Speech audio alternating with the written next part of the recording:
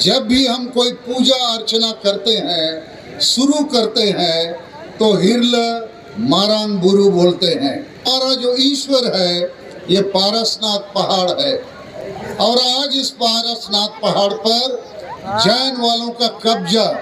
अब बताइए what is next. मैं लंबी भाषण देने नहीं आया हूं, एक दो मूल बात मैं कहना चाहता हूं। एक नंबर बात है कि हम जो आदिवासी हैं और खासकर संताल समुदाय के लोग, जब भी हम कोई पूजा अर्चना करते हैं, शुरू करते हैं, तो हिरल मारांग बुरु बोलते हैं। अर्थात हमारा जो ईश्वर है ये पारसनाथ पहाड़ है और आज इस पारसनाथ पहाड़ पर जैन वालों का कब्जा और उनको ये कब्जा दिया जा रहा है। तो हमारे लिए ये संकट का मामला है और मारांग बुरु को बचाना अर्थात भारत ही नहीं दुनिया के आदिवासियों को बचाने जैसी बात है। ये हमारे अस्तित्व, पहचान और हिस्सेदारी को बचाने की मामला है।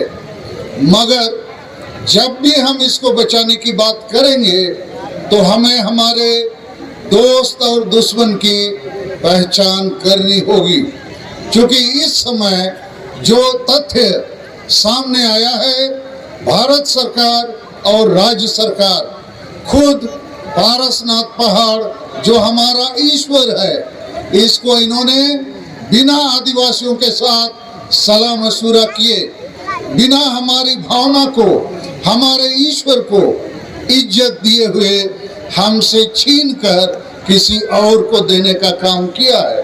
तो पारसनाथ पहाड़ ये हमारा मारांग बुरु यदि हिंदू लोगों के लिए राम मंदिर है, मुसलमान के लिए मक्का मदीना है, या ईसाइयों के लिए रोम का पोप है, उसका मंदिर है, तो ये भी हम आदिवासियों के लिए उससे कम नहीं है। और इसलिए हम इसके लिए लड़ेंगे, आखिरी दम तक लड़ेंगे और इसको बचाएंगे, नहीं तो हम आदिवासियों का अस्तित्व मिट सकता है। लेकिन इस मामले पर मैं आयोजकों से और अब तमाम लोगों से कहना चाहूँगा कि कभी कभी हम ऐसी भीड़ जुटा लेते हैं, लेकिन सही नेता, सही नीति और सही रणनीति और सही कार्य योजना या एक्शन प्लान के बावजूद के बगैर हम इस लड़ाई को नहीं जीत सकते हैं, क्योंकि लुगु बुरु हमारे हाथों से छीना जा रहा है। लुगु बुरु में हर साल कई लाख लोग आते हैं, सब पार्टी के नेता आते हैं, लेकिन लुगु बुरु में आज हिंदूकरण हो चुका है। और जैसा ये जो पारसनाथ पहाड़ मारांग बुरु इसका जैनीकरण हो गया है, तो हम तमाम आदिवासी भाई और मंच में बैठे हमारे साथी नेताओं से भी हमारा कहना है कि हमको सही नेतृत्व करना होगा, सही नीति निर्धारित करनी होगी, सही रणनीति और कार्य योजना बनाना होगा।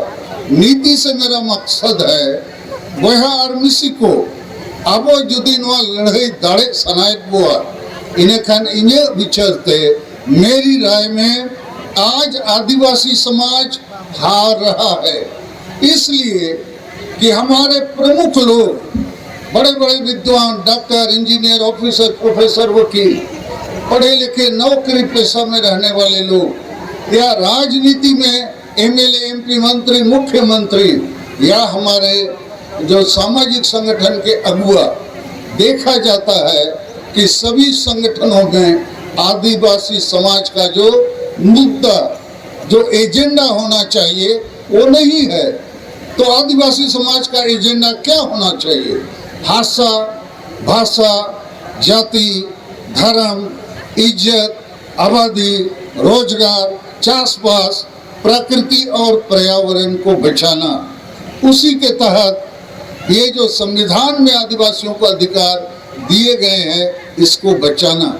मैं जो देखता हूँ, जो अनुभव करता हूँ, विभिन्न पार्टियों में हमारे बड़े बड़े नेता हैं, हम ही मंत्री, मुख्यमंत्री हैं, लेकिन आदिवासी का एजेंडा नहीं रखते हैं। और इसलिए चुनाव आते हैं, कोई ना कोई पार्टी जीतता है, लेकिन आदिवासी समाज हारता है, क्योंकि हमारे बीच में ये एजेंडा के रूप में भाषा भाषा जाति धर्म आदि नहीं रहता है। दूसरी बात, हम बृहद एकता की परिकल्पना नहीं रखते हैं। छोटे छोटे संगठन अपने अपने बीच में लड़ते हैं, अपने अपने कोशिश करते हैं, लेकिन हमको बड़ी कोई चीज हासिल करनी होगी तो बड़ी एकता का परिकल्पना और प्रैक्टिस भी हमको करना होगा।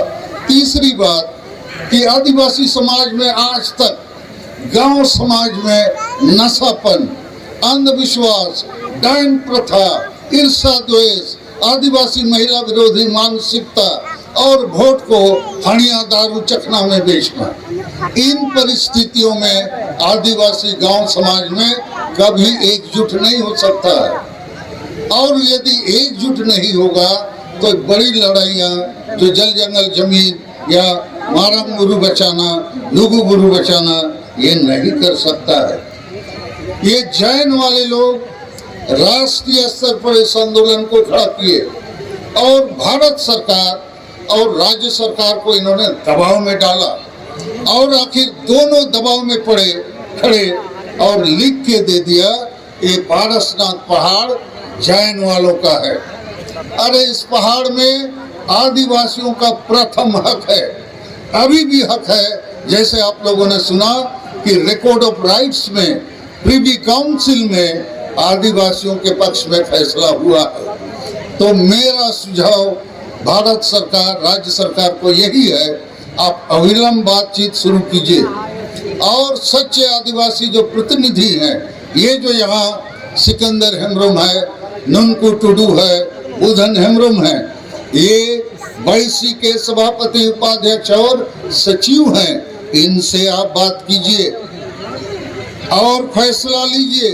हम पारसनाथ पहाड़ के फर्स्ट पार्टी हैं, हमारा प्रथम अधिकार है, आप हमको क्यों निगलेक्ट करना चाहते हैं? ये हमारे साथ हमारे धर्म का, न्याय का, अधिकार के खिलाफ फैसला है। तो हमारा सुझाव है, इस टेंशन को यदि आप समाधान करना चाहते हैं शांतिपूर्ण तरीके से, तो आदिवासियों को आगे रखिए। और इस मामले पर मैं दुख के साथ कहना चाहूँगा, ये जो हेमंत सोरेन साहब की सरकार है, ये संताल हैं, आदिवासी हैं, इनको तो कम से कम मारंग गुरु, पारसनाथ पहाड़, जुग जाहिर के बारे में जानकारी होनी चाहिए। और यहाँ जो वक्ताओं ने कहा कि स्थानीय जेएमएम का एमएलए इस आंदोलन को तोड़ना चाहता है, बदनाम करना चाहता है, मुझे लगता है ये अच्छी बात नहीं है। और मैं आप आदिवासी भाइयों से भी कहना चाहता हूँ, ये मामला ये गिरिडीह जिला का नहीं है, ये मामला राष्ट्रीय और अंतर्राष्ट्रीय है, पूरे भारत और दुनिया के आदिवासियों का मामला है। इसलिए हम लोगों को इस आंदोलन को अंतर्राष्ट्रीय फलक तक ले जाने की कोशिश करनी चाहिए।